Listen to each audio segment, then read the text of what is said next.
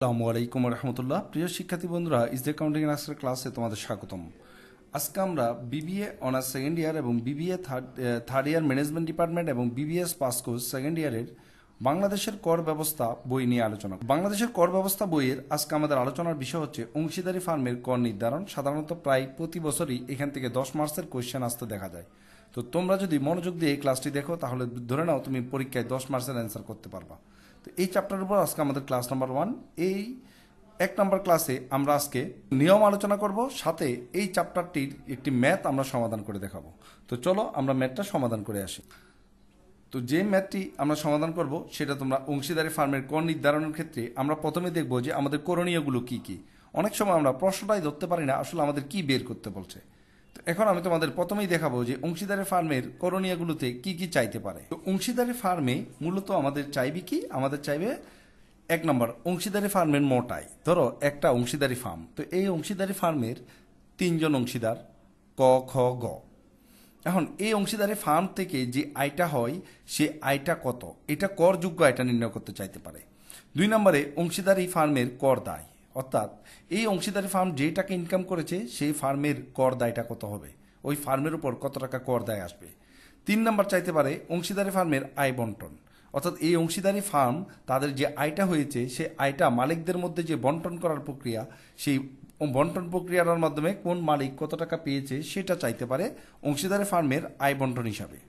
4 নম্বরে চাইতে পারে অংশীদারদের মোট আয়। এখন কথা হচ্ছে এই যে ক খ গ তারা অংশীদারি ফার্ম থেকে যে আয়টা পেয়েছে সেই সাথে তাদের ব্যক্তিগত যে আয়গুলো আছে সেই আয়গুলো যদি আমরা যোগ করে দিই তাহলে হয় অংশীদারদের ফার্মের অংশীদারদের মোট আয়। এখন এই যে ব্যক্তিগত আয়টা বের করার পরে ওই ব্যক্তিগত অংশীদারের প্রত্যেক অংশীদারকে আলাদা আলাদা করে যদি আমরা কর নির্ণয় করি সেটা হচ্ছে অংশীদারদের কর দায় নির্ণয়। তো এই লাইনগুলো তোমাদের বুঝতে হবে। অংশীদারি ফার্মের মোট আয়, অংশীদারি ফার্মের কর দায়, অংশীদারি ফার্মের আয় বন্টন, অংশীদারদের মোট আয়, অংশীদারদের কর দায়, এই জিনিসটা তোমাদের ভালো করে বুঝতে হবে। এখন আমরা সর্বপ্রথম তোমাদের দেখাবো কিভাবে অংশীদারি ফার্মের কর নির্ধারণ করা হয়। অংশীদারি ফার্মের কর নির্ধারণের প্রক্রিয়াটা এক মালিকানা কারবারের মতোই। এক মালিকানায় যেভাবে আমরা একক ব্যক্তির কর নির্ণয় করি সেম প্রক্রিয়ায় প্রথম 3 লাখের উপর 0%, তারপর 1 লাখের উপর 5%, তারপরে 3 লাখ টাকার উপর 10%, 4 লাখের উপর 15%, 5 লাখের উপর 20%, তারপর অবশিষ্ট আয়ের উপর 25%। তো এইভাবে কর নির্ণয় করব। এখানে বিনিয়োগ ভাতার ব্যাপারটা আসবে না, দরকার নাই। উৎসে করকর্তন, এটা আমাদের যে আয়গুলো অর্জন করেছি সেখানে যে উৎসে করকর্তন করেছে সেই কর্তনগুলো বাদ দিয়ে আমরা কর দায় নির্ণয় করব। তবে এখানে একটা জিনিস মনে রাখতে, অংশীদারি ফার্ম যদি ঢাকা চট্টগ্রাম সিটি কর্পোরেশন হয় তাহলে ন্যূনতম কর দেয় 5,000 টাকা, আর যদি সেটা অন্যান্য সিটি কর্পোরেশন হয় তাহলে 4,000 টাকা, এবং যদি সেটা সিটি কর্পোরেশনের বাইরে হয় তাহলে 3,000 টাকা। তবে তাদের বিক্রয় যদি 50 লাখ টাকার অধিক হয়, অর্থাৎ কোনো অংশীদারি ফার্ম তাদের বছরের মোট বিক্রয় যদি 50 লাখ টাকার অধিক হয়ে যায় তাহলে উক্ত আয়ের উপর 0.6% কর দায়, ন্যূনতম কর ধরতে হবে। এক্ষেত্রে তামাকজাত দ্রব্য যে প্রতিষ্ঠানগুলো আছে তাদের 1%, আর মোবাইল ফোন কোম্পানি যদি হয় তাহলে 2%। এ হচ্ছে ন্যূনতম কর দায়। এগুলো আমাদের অত বেশি গুরুত্ব দেওয়ার দরকার নেই, আমরা সামনে অঙ্কগুলো যখন করব তখন এই ব্যাপারগুলো খুব দ্রুত তোমরা বুঝতে পারবা। এবার আমরা দেখব অংশীদারি ফার্মের আয় নির্ণয়ের ছক। এখানে মূলত কিভাবে আয় নির্ণয়টা আমরা করব সেটা এখানে দেখব।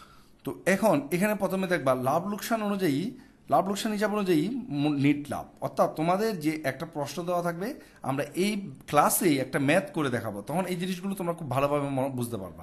জাস্ট এখন একটু মনে রাখো, কোয়েশ্চেনে যে নিট লাভটা দেওয়া থাকবে সেই নিট লাভের সাথে অননুমোদনযোগ্য ব্যয়সমূহ আমরা যোগ করব।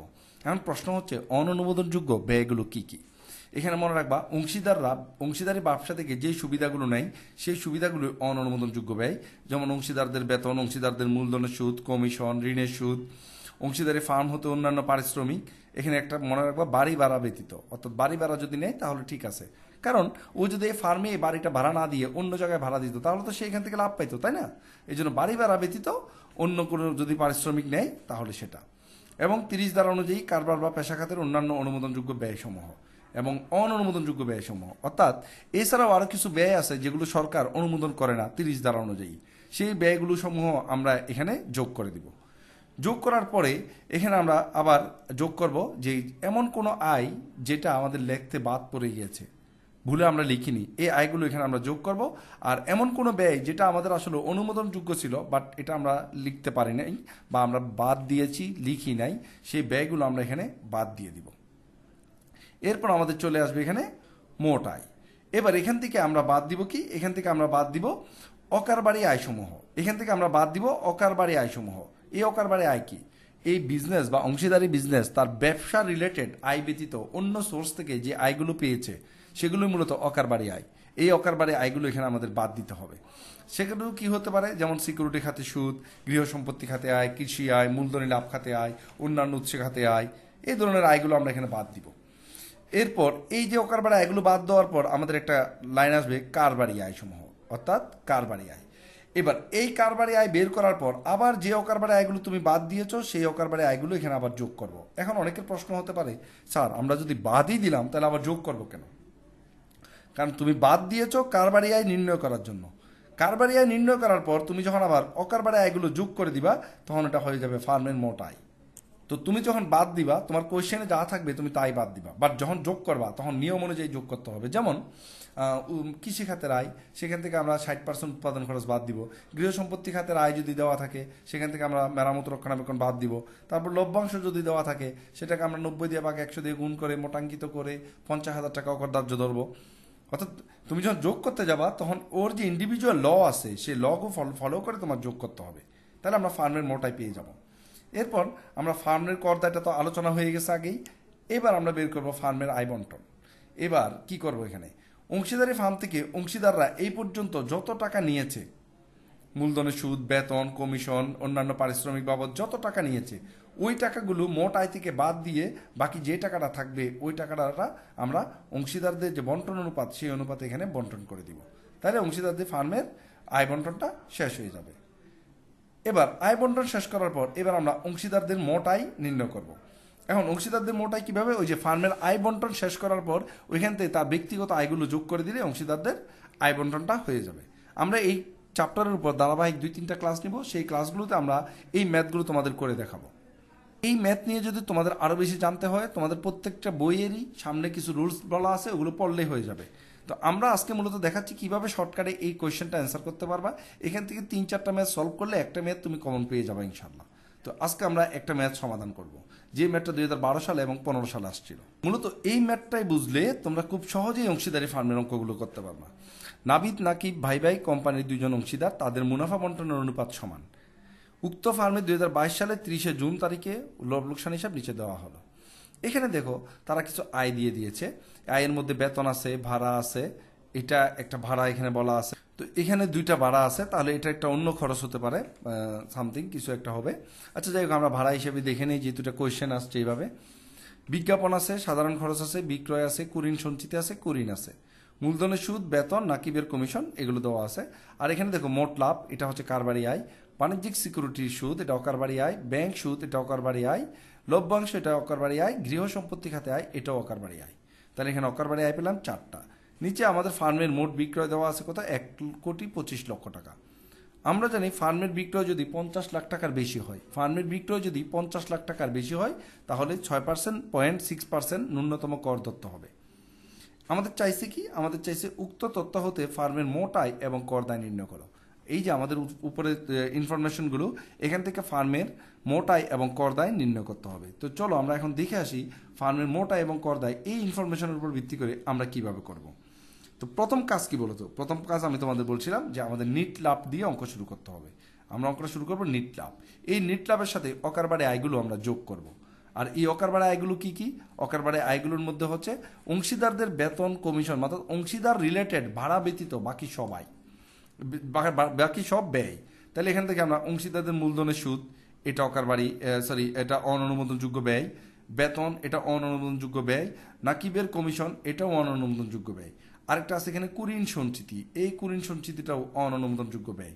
কারণ যে কোনো প্রকার সঞ্চিতি আমাদের সরকার ব্যয় হিসাবে অনুমতি দেয় না, এজন্য এটা অননুমোদনযোগ্য ব্যয়। তাহলে এখানে আমরা 4টা আইটেম পাইলাম, কুরিন সঞ্চিতি, মূলধনের সুদ, বেতন এবং নাকিবের কমিশন। এই 4টা খরচ আমরা যোগ করে দিতে হবে মোট আয়ের সাথে। তাহলে চলো আমরা প্রথমে দেখি এখানে অননুমোদনযোগ্য খরচসমূহ, যে নিট লাভ 6,35,000 টাকা লিখে এখানে অননুমোদনযোগ্য খরচসমূহের মধ্যে কুরিন সঞ্চিতি, মূলধনের সুদ, অংশীদারদের বেতন, নকিবের কমিশন আমরা এখানে যোগ করে দিয়েছি। যোগ করার পর আসলো 3,10,000 টাকা। তাহলে 6,35,000 থেকে 3,10,000 টাকা বাদ দিলে আসে কত, 9,35,000, যোগ করলে 9,45,000 টাকা। এটা হচ্ছে আমাদের মোট আয়। এবার এখান থেকে আমরা বাদ দিব অকারবারে আয় সমূহ। এটা কিভাবে বাদ দিবা খেয়াল করো, কোয়েশ্চেনে তোমার যা যা আছে এই যে অকারবারে আয়, মোট লাভ ব্যতীত অকারবারে আয় যা যা আছে 21,000, ব্যাংক সুদ, তারপর লভ্যাংশ, তারপর গৃহ সম্পত্তি খাতে আয়, এই 4টা আইটেম যেভাবে আছে হুবহু সেইভাবে আমরা বাদ দিয়ে দিব। তাহলে এখানে আমরা দেখো বাদ দিয়ে দিছি এই যে বাণিজ্যিক সিকিউরিটি সুদ, ব্যাংক সুদ, লভ্যাংশ, গৃহ সম্পত্তি খাতে আয়, এই যে 4টা আইটেম আমরা 4টা আইটেম ডিরেক্টলি এখানে বাদ দিয়ে দিয়েছি। এখন যে আইটেমগুলো আমরা বাদ দিয়েছি, এখন এই বাদ দেওয়ার পর আমরা পেয়ে গেলাম কি ব্যবসা খাতের আয়। এই ব্যবসা খাতের আয় বের করার জন্য মূলত এগুলো আমরা বাদ দিয়েছি। দেওয়ার পর এখন আমাদের তো মোট আয়ের উপর ট্যাক্স আসবে। এখন আমরা কি করব, এই অকারবারে আয়গুলো আবার যোগ করব। আবার যখন আমরা যোগ করতে যাব তখন আমরা এই অকারবারে আয়গুলো যোগ করার সময় এই অকারবারে আয়গুলোর যে ইন্ডিভিজুয়াল রুলস আছে সেই রুলসটা ফলো করে আমাদের যোগ করতে হবে। কিভাবে আমরা এই রুলসটা ফলো করে যোগ করব চলো দেখে আসি। বাণিজ্যিক সিকিউরিটি সুদ এটা আছে 21,000 টাকা। এখন এই বাণিজ্যিক সিকিউরিটি আমরা যদি জানি এটা করবাদ বাণিজ্যিক হলে এটার উপর 5% ট্যাক্স কাটা হয়।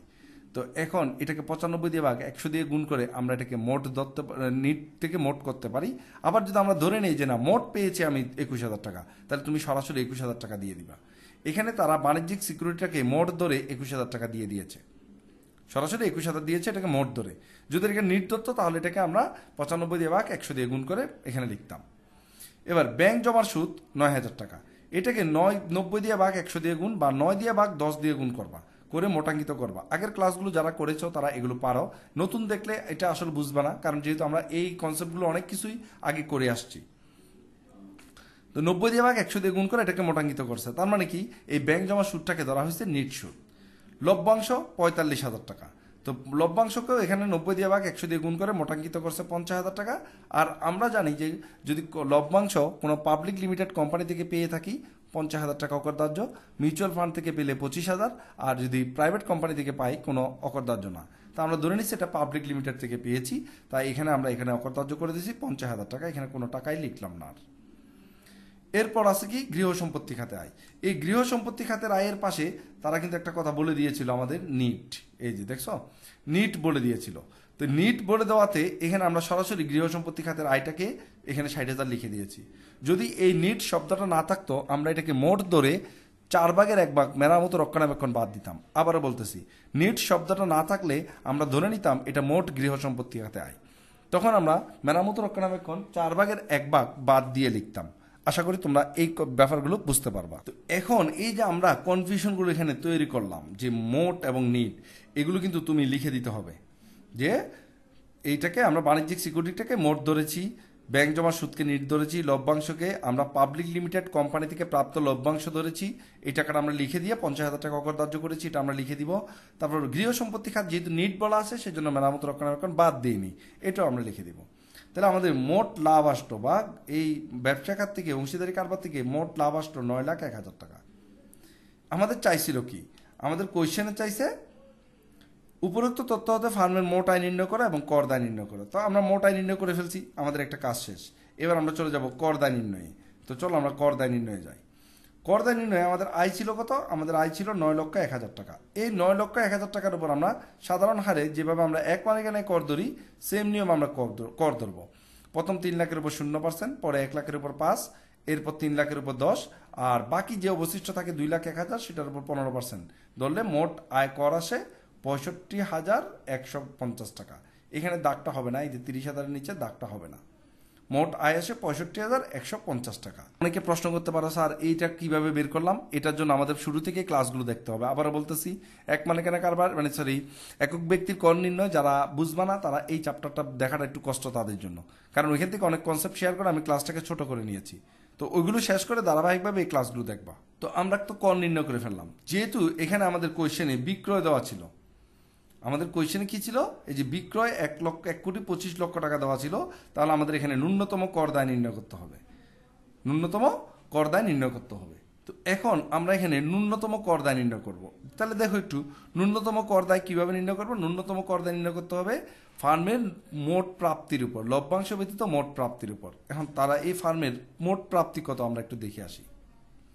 ফার্মের মোট প্রাপ্তি দেখো, যে বাণিজ্যিক সিকিউরিটি সুদ, ব্যাংক সুদ, তো দেখো এখানে এই যে বাণিজ্যিক সিকিউরিটি সুদ, ব্যাংক সুদ আর হচ্ছে লভ্যাংশ, যেহেতু লভ্যাংশ ব্যতীত লভ্যাংশের উপর ট্যাক্স ধরা যাবে না, মানে ন্যূনতম করের ক্ষেত্রে লভ্যাংশ নেওয়া যাবে না, এটা আলাদা নিতে হবে।